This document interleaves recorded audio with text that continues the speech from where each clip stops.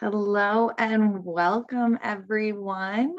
I am happy to present today's Renfrew Center Foundation webinar, Thriving in Recovery, a Story of Hope. For those of you who don't know me, my name is Erin Byerly, and I am your Alumni Services Coordinator. So I would now like to introduce you all to today's presenter. So Elizabeth Catanese, Renfrew alumni, is a writer and artist who holds a degree from Bryn Mawr College and Middlebury College. Her poetry has most recently appeared in the Night Heron Barks, Calyx, and the Pittsburgh Poetry Review. She is the author of the children's book series Mount Olympus Theme Park and the college resource, the College Mindfulness Workbook. She enjoys bringing mindfulness practice to her students in her role as an associate professor of English at the Community College of Philadelphia, and she can be followed at Single Mom Twins and at Single Mom Twins Affirmations on Instagram. So I will now turn it over to Elizabeth.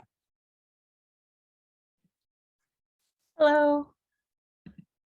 Hi, everyone. I'm so grateful to be here today. Thank you so much for tuning into this presentation to hear a little bit about my story for the Thriving in Recovery, a Story of Hope programming. So, there we go. Okay, so my story relates a lot to this concept of mindfulness. So mindfulness has really helped me in my eating disorder recovery for about 10 years now. And I've been just really grateful to have learned about it. So I just wanted to talk a little bit about it to you right now to sort of set up the presentation. So what is mindfulness? So this is a trip hazard sign. This person is not paying attention and is about to trip. And mindfulness is simply awareness. So it's being present and aware of whatever is going on.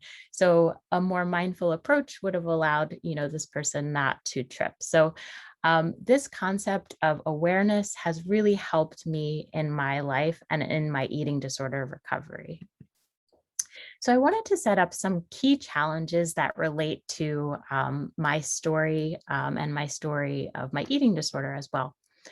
So in my life and in my family, there was this culture of secrecy. So this idea that, you don't share things, that you keep a lot of things private.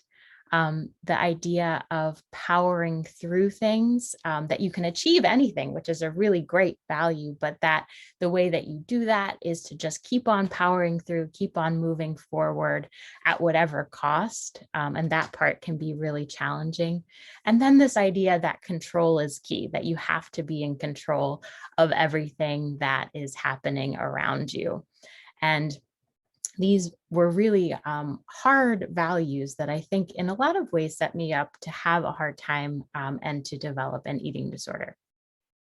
Another thing that was an aspect of it for me was my queer identity. So growing up, not having family or community models of what it means to not be heterosexual, not having books or, media representations that would have given me a sense of belonging. So that was something also that was really challenging for me. And so then in my adult life and my young adult life, I began to take on various caretaker roles, in part, and I think maybe some of you can relate to this, to try to take the attention off of myself and my own needs and then to put it on to other people. I got a position as a high school teacher at a really awesome private school, and I threw myself into that work. I was there for the students early in the morning, when they needed help during lunchtime, after school for their sporting events and for literary magazines. And in the process of trying to be this super teacher, I definitely was stepping farther and farther away from my own needs. So at the same time, I definitely identify as an introverted person. So I really gather my energy from times of quiet, being by myself, reading, things of that nature. But I was very, involved in the extroverted world. So friends would say, let's hang out. We should do something. I'm having a really hard time. Do you have time to chat? And I need someone to do this for me. Will you do it? And the answer was always yes. So I think I began to take on this role of being an over helper. And then at the same time, I really had a drive to achieve, which I still think is one of my better values. But in order to achieve, I felt the need to say yes to any opportunity that came my way. So, can you teach the seminar? Yes. Can you take advantage of this summer opportunity? Yes. So no matter what, the answer was yes. And that also began to take its toll. And I realized that a lot of the reason why I was doing all of these things was a fear of negative emotions. So there's the idea of looking on the bright side of things, being positive, fake it till you make it, which were all really helping me to just, shy away from things that were harder to face in my own life. So then at a certain point, I was in therapy and my therapist said to me, I can't help you anymore. I need you to go to Renfrew or to another eating disorder treatment facility, and I need you to get help for your eating disorder. And then if you do that, I can continue to see you maybe at this point or maybe after that treatment.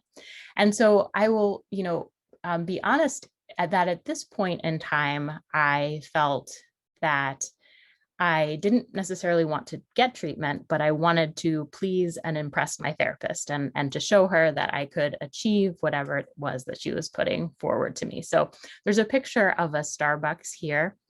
And I went to the Starbucks that's in the bottom of the Phoenix in Center City. And I went into a little corner of it and I made the call to Renfrew. And that was really a pivotal moment that I think really, changed my life from that moment. And I often think of myself as this scared person. At the time I was in my 20s, I was really, nervous about it. And I was, there huddled, saying hello. And I'm really glad that I did. So when I got to treatment, one of the first activities that we did involved a raisin.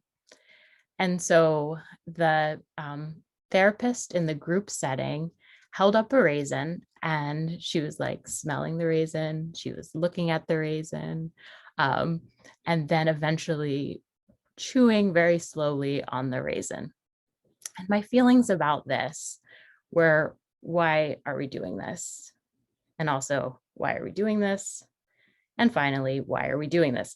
I felt like such a fish out of water that why were we spending time with this raisin? It seemed like sort of a waste of time, but also confusing, like a strange, alternative universe. And eventually I understood what was happening with the raisin. So, looking at that raisin, feeling its texture, smelling it, and eating it slowly was allowing us to have a real, true experience with what was in front of us, to not just breeze through life, but to slow down and to really savor, what was happening. And that was my first real experience, I think, with mindfulness that really continued throughout my time at Renfrew.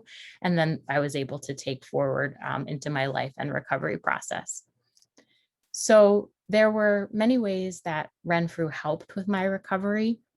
It definitely slowed me down, just having to go to the program. And maybe some of you have experienced this of, the time commitment, you're devoting a lot of your life to learning how to be a better person for yourself and others.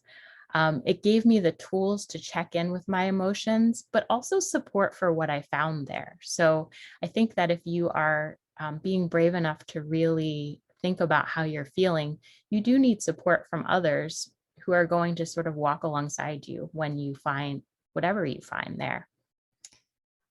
Really importantly, it taught me mindfulness practices beyond meditation. So a lot of creative activities, even beyond that reason, that are really there to help people to become more mindful.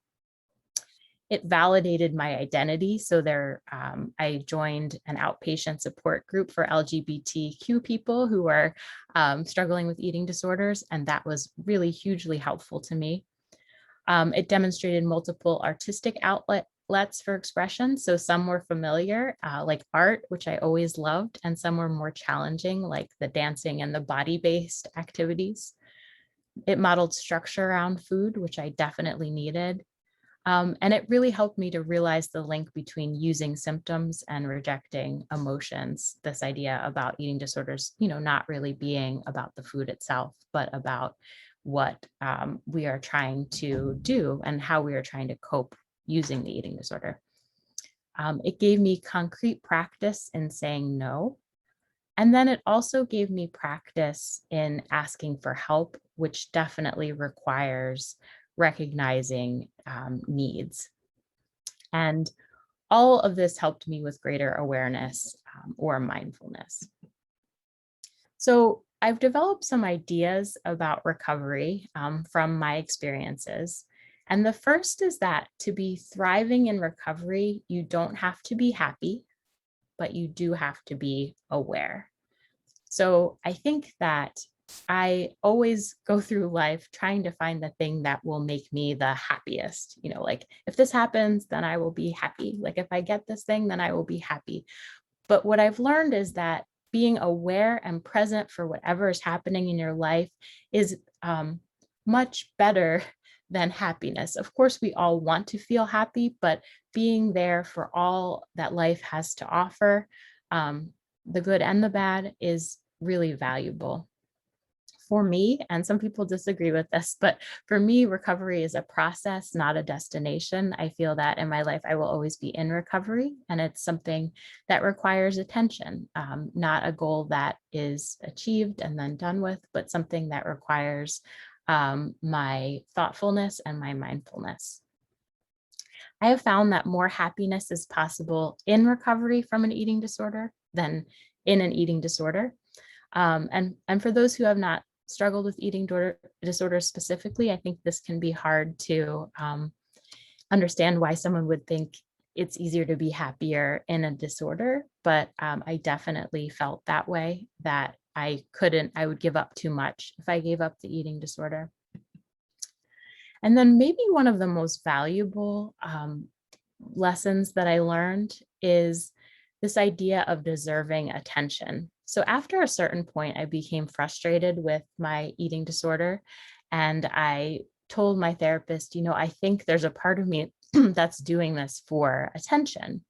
And what she said to me was, well, you deserve attention.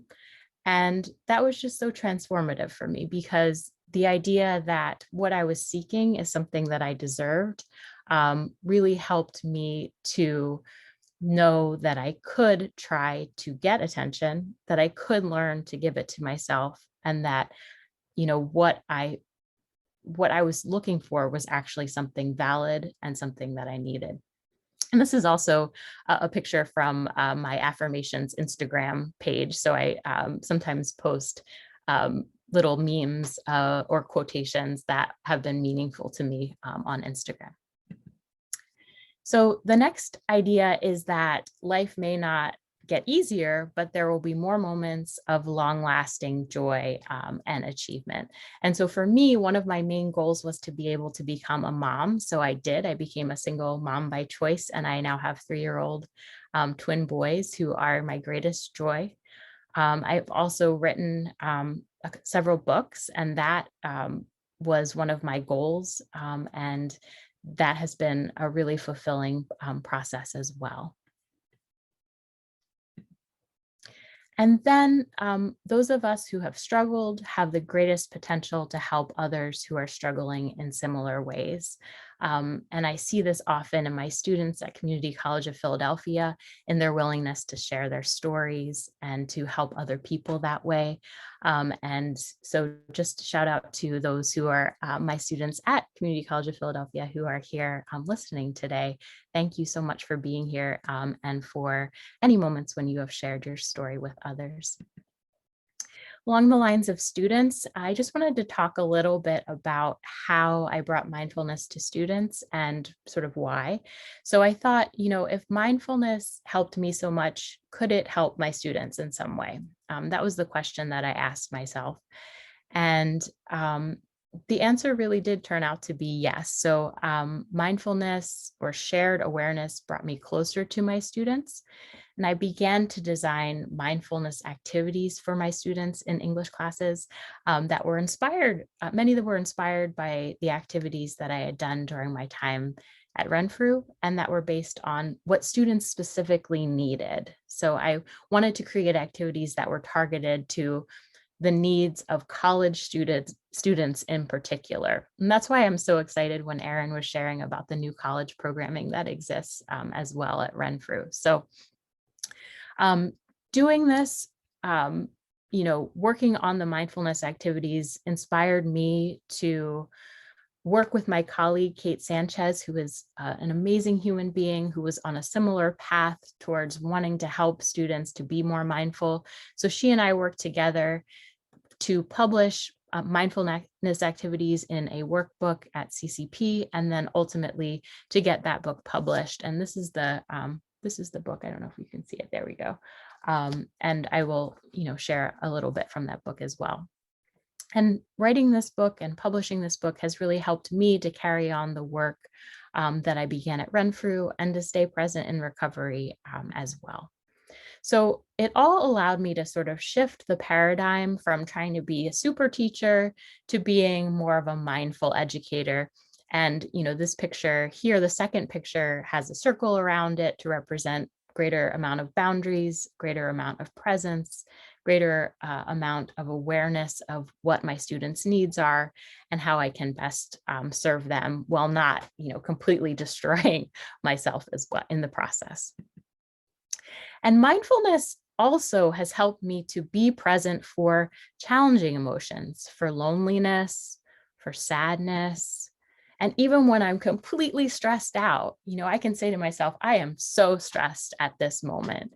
And that is so valuable, not to try to say, I'm so stressed. What am I going to do? But wow, I'm so stressed in this moment. Let me just be with this for a little bit. Okay, so then I have this workbook now that I use with my students called the College Mindfulness Workbook.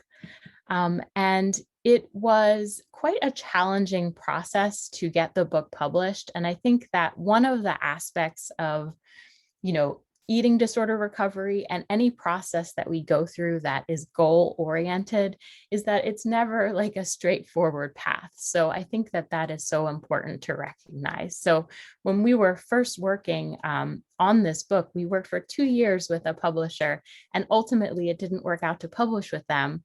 And so we spent, my co-author and I spent 6 months thinking, what are we going to do? Are we just not going to have this book? And then, we found the publisher Kendall Hunt, and they have been really wonderful and fantastic to work with, and such kind people who have really helped to shepherd our book into the world. So just to get some student voices into the presentation, in the book, there are some testimonials about how mindfulness has helped students. So I just would like to read from one testimonial. And it says, most of the time, I do not stop to make time for myself. I am a working mom, going to college, failing at cleaning and cooking, and sometimes so stressed I can't think straight.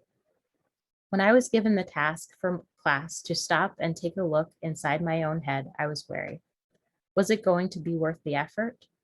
As it turns out, I really needed to take this look at what my mind was thinking when I wasn't listening.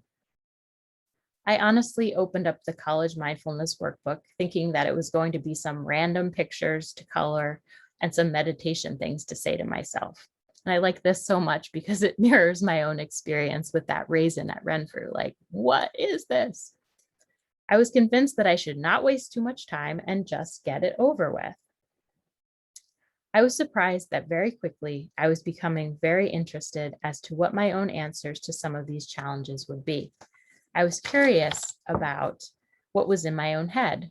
Shouldn't I already know what's in my own head? Shouldn't I know what stresses me out or what's the most important thing to me right now? Shockingly enough, I didn't know.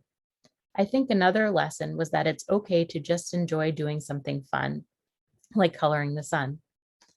I am very glad that I decided to take this trip. So the activities have been very helpful to students. And I put, 4.5 stars here because for some students, some students are either not ready or not willing or have found other ways to help themselves beyond mindfulness. So, certainly it's not for everyone at every moment, but it definitely has helped my students to have, I think, more joy in their educational experience.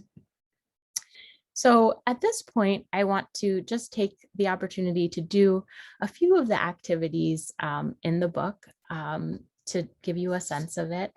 So on page 63, there is a meditation that I'd like to do together. So the book contains meditations, coloring activities, physical activities, a bunch of different approaches to greater mindfulness. And this one is called the Meditation for Acceptance in our Embracing Diversity chapter. So if you are able and you'd like to do this meditation along with us, you certainly can. I'm going to ring my meditation bells.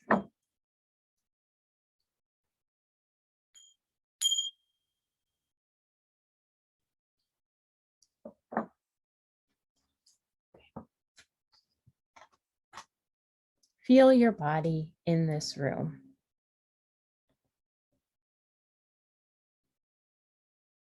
If you feel comfortable, you can close your eyes. If not, you can keep them open. There may be aspects of yourself that you do not like. May you find self-acceptance for who you are right here, right now. In this world, many people are struggling to be who they are. May these people feel moments of peace and support.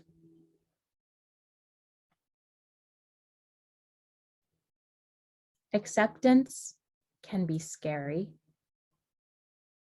Acceptance can be beautiful. May our efforts towards inclusion and acceptance create a brighter, kinder world.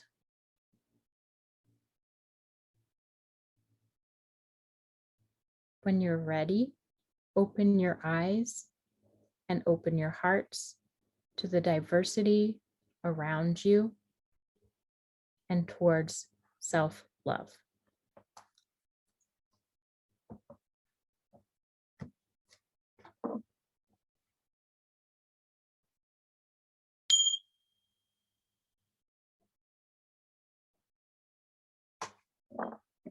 I think it's so beautiful. I can't even see anybody here, but I sort of feel the energy of some of you doing that with me. I think it's so beautiful to meditate with other people. Okay, so the next activity that I'd like for us to do is on page 70 of the book, and it's called The Weather in My Brain. And so what you're going to do, if you have paper and pencil, you can just draw what's going on for you in your brain. So like maybe it's a tornado in there, maybe it feels peaceful, maybe there's some sun peeking through clouds, maybe it's raining. So if you have a pencil or paper, you can take a moment to draw. And if not, you can just type into the chat some of the things that are going on in the weather in your brain. So I'd say like we can take maybe 4 minutes or so to do this.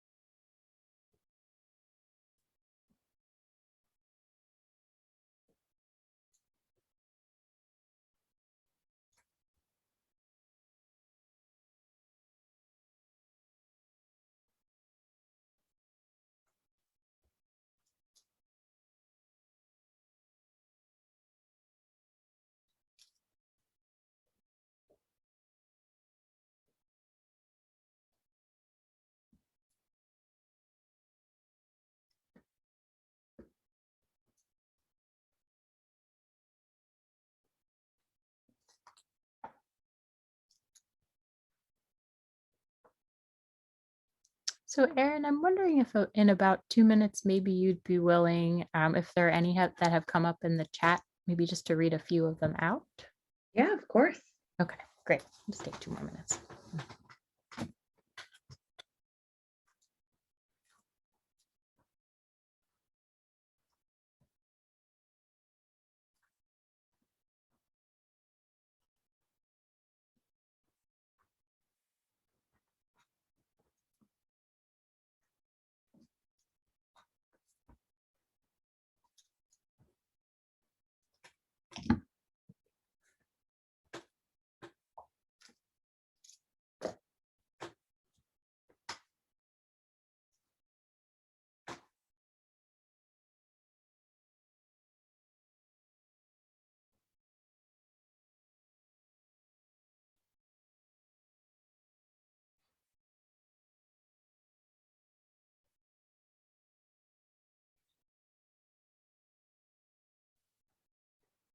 All right, so we've got quite a few. So we've got some saying a storm. Mhm. We've also got someone saying sunshine with clouds, but more sun than clouds, and the sun is really bright, trying to break through. Someone else put in windiness, which they're equating to like pressure and movement with some sunlight. That's like happiness for them. And then the feeling of an approaching storm, kind of anxiety with a grayish hue. That's some tiredness. These are so beautiful. Great. Yeah.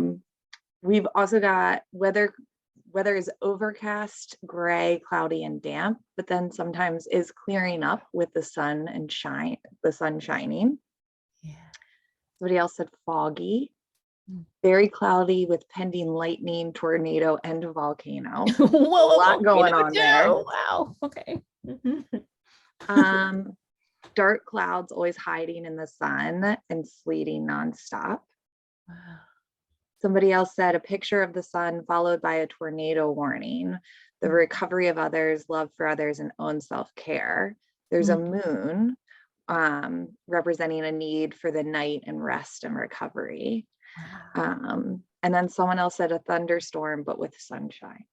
Fantastic. Those are so great. Yeah, thank you for sharing. And thanks, Erin, for reading them aloud too. Yeah, I think one of the things that is so remarkable with this activity, just in reading and listening to your responses, is to the variety of weather patterns. And I think that like the weather can shift so much moment by moment. And the idea of the tornado warning coming, and then also all of the amazing symbolic gestures that you all had, like the moon representing rest, and the volcano. I loved that too. I drew I drew it on the journal pages because I couldn't quite.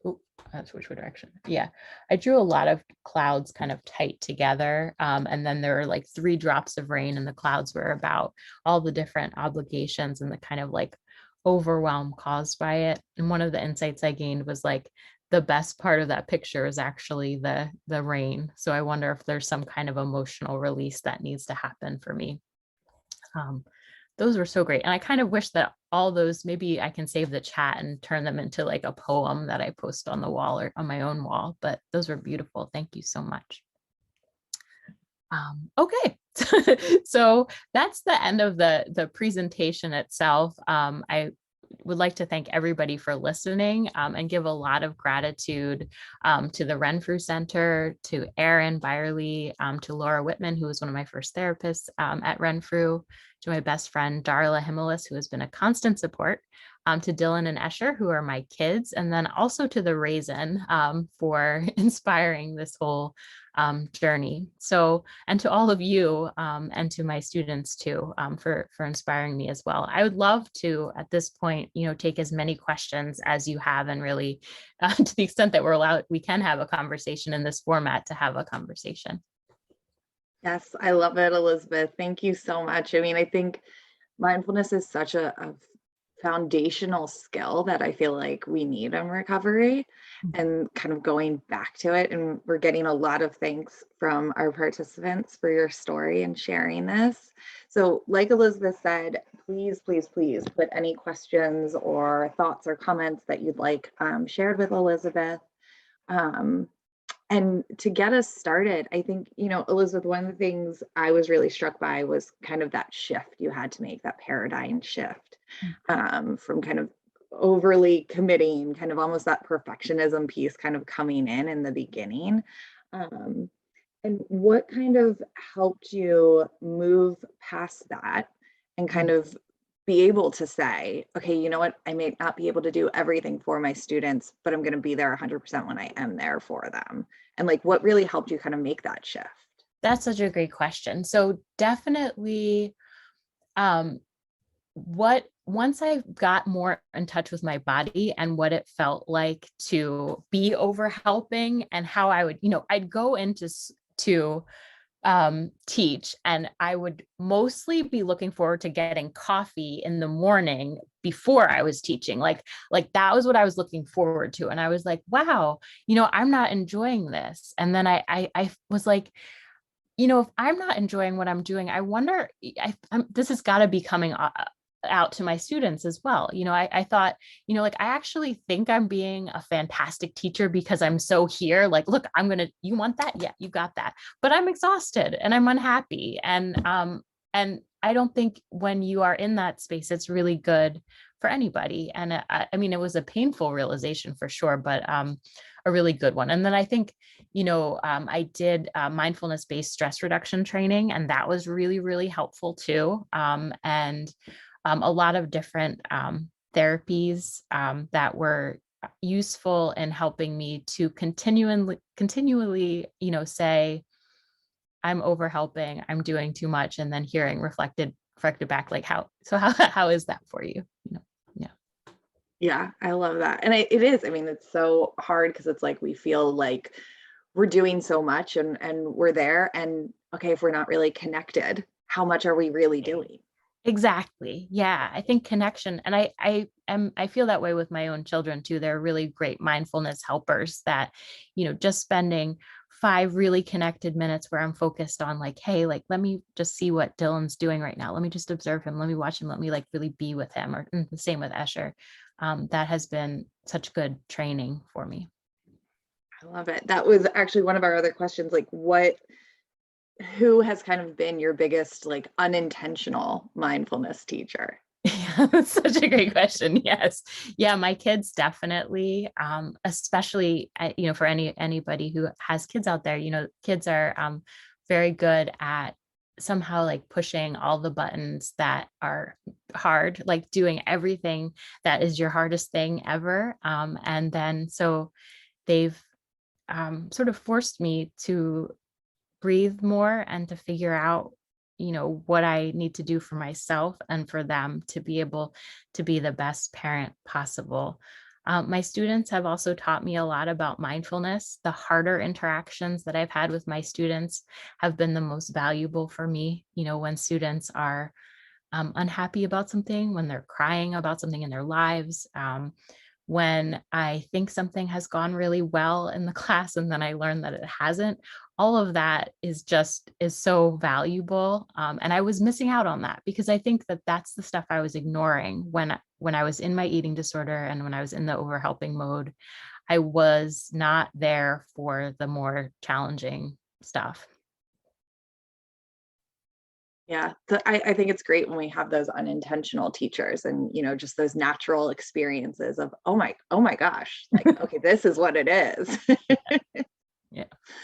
Elizabeth, one of the questions we have in the chat is on one of the slides you said using symptoms and rejecting emotions, and they were wondering if you could kind of explain a little bit more like what that means to you. Oh, great. Yeah. So for me, using symptoms was about numbing out, about shifting the focus to outside of myself rather than to what was going on internally. So if I was in my eating disorder, it was a tremendous mental and bodily distraction. So if I was distracted, um, using my eating disorder as a kind of distraction, then I wouldn't have to face feeling sad, feeling disappointed, feeling a basic insecurity in myself. And especially in my early years, I think I was extremely insecure about teaching itself. Like, am I a good teacher? Do I know what I'm doing? That kind of stuff. And I could just be like, okay, I'm going to really focus on these eating disorder related things instead. And then I didn't have to focus. There's only so much mental space, and you get to decide how you're going to fill it. And I was filling it. I was trying to cope with what was going on and filling my brain with something other than was really serving me or others in the long run. Yeah. Yeah. And I love that idea of like, there's only, I'll say sometimes people, there's only 100% you can give. And if 40 of that is taken up with something else, like that means you've only got 60 left. You got to figure out where are we going with this? And what do we want taking up that space? Yes. And also in the mindfulness book, there's an activity about how there's a pie chart, which is how you're spending your time. And I asked students are just mapping it out. And then there's also one of how you would like to spend your time. And I think, that can be helpful to reflect about. Yeah, I love that. Kind of goes along. We do have a question. Any ongoing resources for mindfulness? I mean, I know you've got the college workbook. This alum is asking, especially for moms who are also Renfrew alums, they feel like there's not a ton of resources out there for that specific category. Yeah. So I want to write more about mindfulness, like along and collaborate with like you out there in the audience who wants to do more of this, because I feel like it's an untapped thing. But I recently just purchased a book called The Mindfulness Journal for Parents, and it is great. So it is just like the College Mindfulness Workbook, but it's got prompts and it's asking you, I've started doing it, it's asking you to think about some parts of your own childhood and like think about that, and then think about that in relation to your current parenting. It's a nice workbook in the sense that it's also spacious, like there's lots of room to write, and and it's sort of gentle, like not big amounts of text. It's very workbook oriented. So that's great. And I think that some of the other ones, if you just type in, mindfulness workbooks, sometimes you can find the intersections that you're looking for through kind of piecing together the different aspects from different books. There's also, my co-author Kate has a YouTube channel called Vitamin K Mindful, which has a series of meditations that can be really helpful. And I like Insight Timer for meditations as well. And then the College Mindfulness Workbook has, a bunch of meditations that can be read aloud or silently that can be useful. But I find, also connecting with others and just talking about struggles to be, a really good resource too. Yeah, and I love that you bring that up, Elizabeth, just like finding a community where you feel like you can be present and be connected, and how that can really further that mindfulness practice. Yeah. And not being afraid to share. There's also I'm in some Facebook groups that usually they relate to where I went to college. There's one called Martyrs with Kids, and like people share their struggles and such. And so finding a community, even if it's an electronic community or creating one, can be really valuable too. But maybe finding a pre-existing one if you are if you are more of an overhelper type, because you don't want to like create a big thing. I'm prone to creating a big thing that then I have to manage, and then that can create an issue. So maybe look for one first and then make one if you need to. Yeah, I love that disclaimer. Mm-hmm. So one of our participants wanted to just kind of thank you because they felt like you introduced them to a new style of mindfulness. They, kind of that pop culture mindfulness of just yoga poses and breathing and things like that. And so this was great to kind of have a different perspective. But they were wondering if you were willing to share kind of what the outpatient support, like you referenced the group and things like that, kind of, was it through Renfrew or kind of where you found that outpatient support? Because they found it really helpful. Yeah, so I've done multiple kinds of outpatient support in my life. So I did the LGBTQ outpatient group for several years at Renfrew. It has like a different name now. What is the name of it now? Sage. Now it's Sage. Sage. Okay. Yeah, it had a different name when I did it. I've also I did another program, an outpatient program through Seeds of Hope in Center City, and then through another LGBTQ eating disorder group through Hornstein Platt in Center City. And I know that there are some other outpatient groups online now, and that Renfrew has a bunch too. I like the kind of affinity group model for outpatient because I often felt when I was in the groups in Renfrew, one of the biggest benefits was that they were, homogenous groups, like all kinds of different people. But some of the really specific struggles that I was having, sometimes I would say them and I'd be like, I wonder, can people relate to this? I don't really know. So finding that and kind of piecing something together, I think is great, like having multiple types of groups. Yeah. Yeah.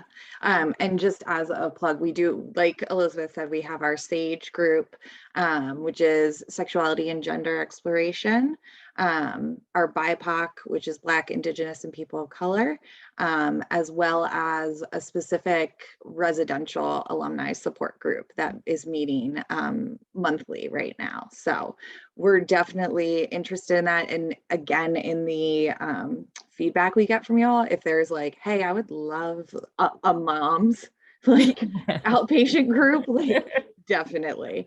That's great. I would join. Yeah. Yes. That's fantastic.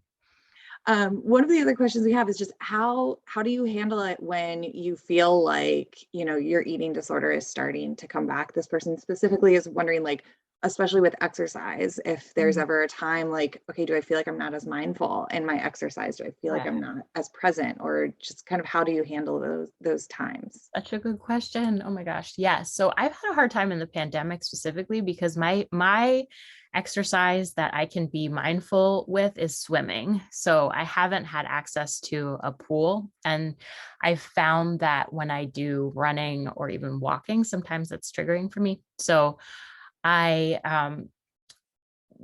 solution has been to do like limited physical activity. So sometimes I'll do a little bit of yoga or a little bit of walking. And sometimes, I prefer to be really present in my physical activity. Like, so, when I'm swimming, I have self-talk around just like, stroke, stroke, stroke, or like just like sort of getting either into a rhythm around what I'm doing or just some sort of affirmation that I like to have in my head. And when I'm walking, like try to make contact with the pavement and like think about that type of that contact. But I will say now, like to be completely honest, what I mostly do is that if I'm walking, I'm also calling a friend and just talking. So it's like less mindful about the activity itself. So it's more distraction from the activity, but mindful connection with another person. And it relates to my schedule right now, the lack of the pool, the availability of my friend Darla to be helpful in that way. So yeah. Well, and I love that. And I love the idea of, if you're noticing it's kind of difficult, limiting the time to just, okay, for 5 minutes, I'm going to go for just a 5-minute walk and we're going to be really present with it. Yeah. Because I think that is one of the things, like, if we're struggling with mindfulness, one of the things I always talk with our group members about is, okay, let's shorten the time. Like this is a skill you've got to build. And it's not something you're going to go into and be like, oh, I'm going to just meditate for 30 minutes. Like, yeah, it's like, let's try like 1, maybe 3 minutes if we can. But yeah. And in the book, all of the activities are short too. Like each activity can be done in 5 minutes because I feel like that's really good. Short can be really, really beneficial. And I think mindfulness is not always easy. It's often really hard. It's not. And oftentimes you don't end a mindfulness practice feeling relaxed. You often end it feeling like things have been stirred up or anxious or like a whole range of things. So you definitely have to give yourself time and space to feel whatever comes up.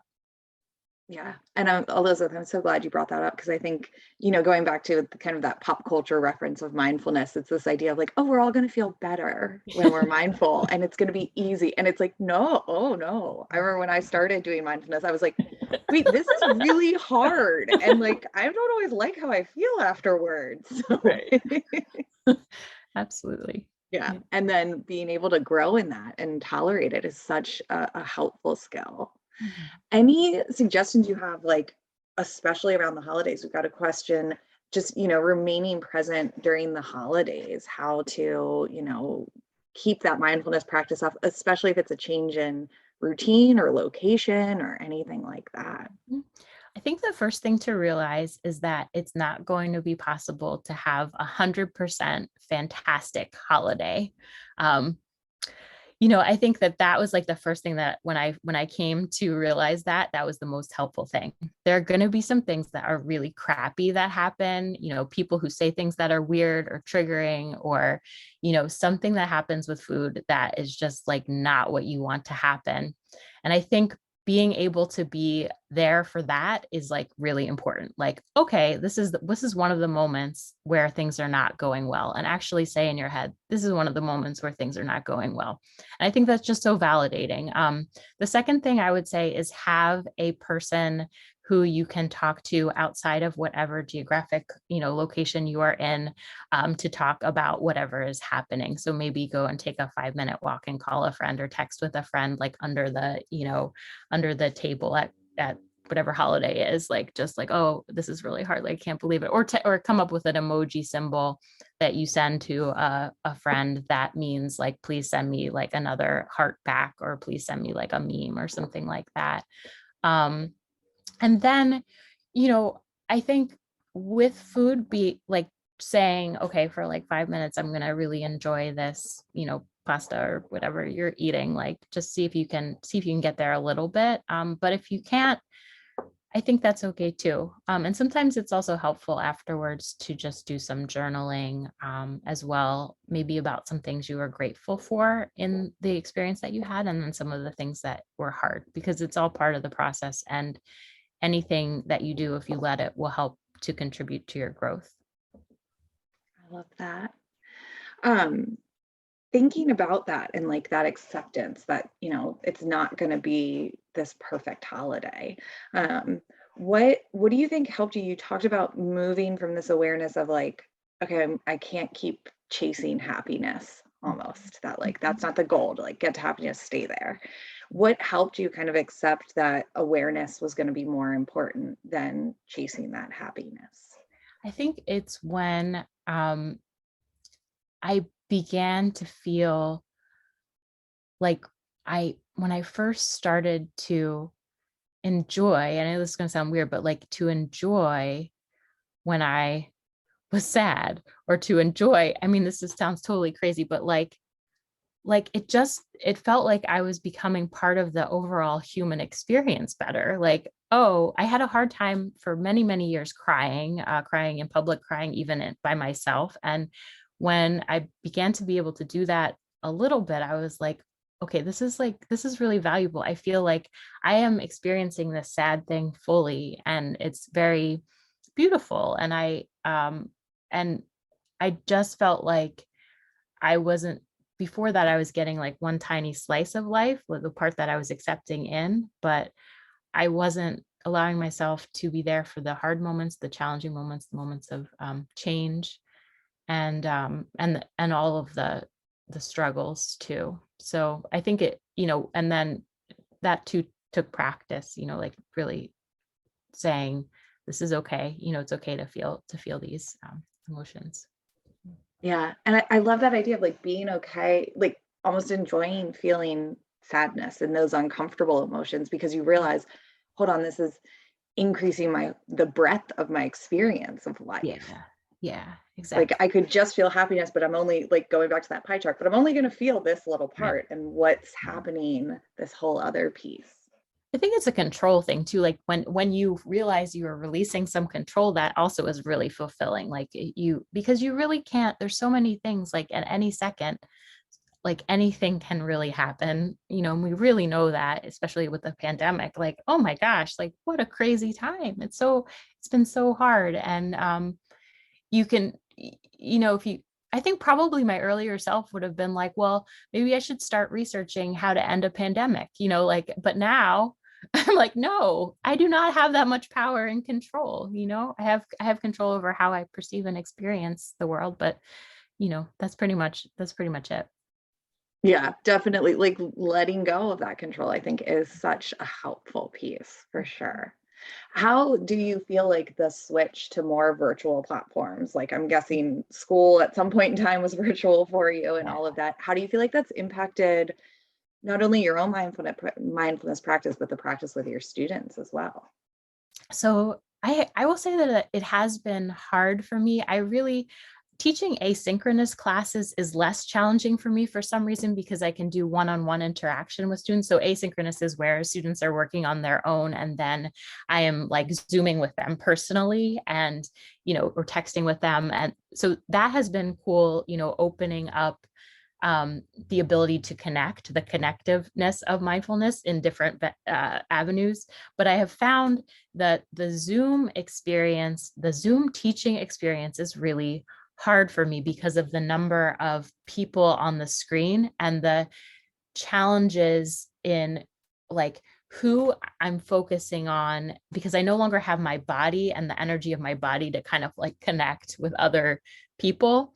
So I sort of forget who I'm talking to. And then we do the we do activities in the mindfulness workbook still online, and that has been very helpful, like using breakout rooms to do them. And then I sort of pop into the breakout room sometimes, and that's been good. But I felt some um, additional modalities for connection with people, and then also some shutting down of the connection that can happen when you are in a room with people. So it has been, I would say, a mixed bag for me. And I hope that culturally we take the good stuff, we keep everything that's good, and then get rid of the stuff that is not so good.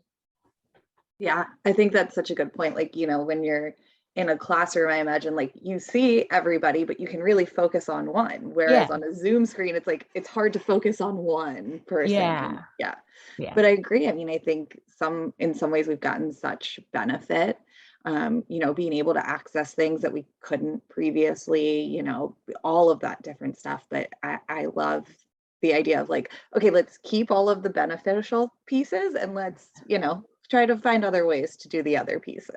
Yeah. I think particularly Americans like to sort of forget about things like, okay, we're done with that, let's move on. But I hope that we, take a collective look at what happened once the pandemic is more under control. Yeah. Yeah. So, with just the last few minutes we've got, what would be, a piece of advice you would give your past self, maybe when you were starting off in treatment, or on your recovery journey? What piece of advice would you want to give your past self? I think that there are some really beautiful things ahead, and that if you can hang in there and stay present, that some wonderful things will happen for you and the other people in the world who you have the pleasure of encountering. I love that, Elizabeth. Kind of that hope of like, if we can stay present and we can do this, we'll be able to experience so much more. I think that's great. All right. Well, we are just about out of time, so we will put a pause there. And if you all have any other questions for Elizabeth or are looking to connect, we gave you her Instagram handles earlier. You can see Elizabeth's email on there as well. You can also email alumni@renfrewcenter.com and we can pass that along. I want to thank everyone so much for attending today. And I really, Elizabeth, want to thank you for taking the time to be present with us, for sharing your story and just all of the the guts that takes, and how helpful it is to all of our alumni to hear about, what recovery can look like, and that, being present, even in the really difficult times when most of us don't want to be, can be so helpful, and gain so much from that. So thank you so much again for Thank you. today. Appreciate it. All right, thank you all, and we hope to see you at our next webinar. Bye, everybody. Bye.